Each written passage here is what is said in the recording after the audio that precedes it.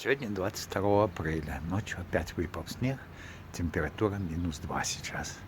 Но это последняя уже такая, что была отрицательная температура ночью. Следующая уже будет 0 и так далее плюс.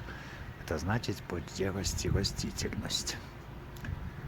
Ну, о, там ще кажуть, що сьогодні у Владимира Личаняка день рождения. Всі кадри порождались в апреле. Позавчора пропустили было Адольфа Лоизовича. Ну и такие вот дела. Так что не соскучишься в апреле. То сніг, то рождаются. Може, мишик, кого не знаем, кто там родился. Знаменательный месяц. Ну, добре.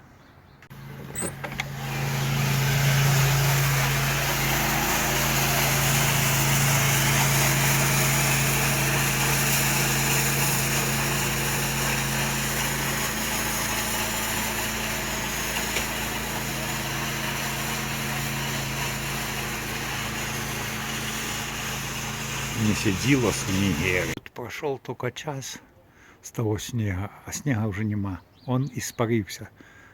Хотя температура 30, но он не потаял, а испарился. Вот что значит сухой климат. Все быстрее, чем тая, испаряется.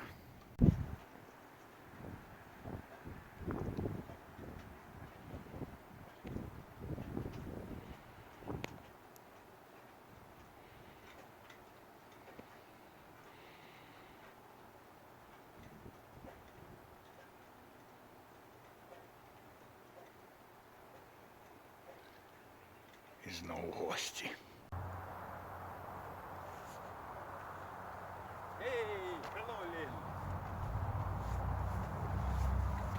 Bye-bye.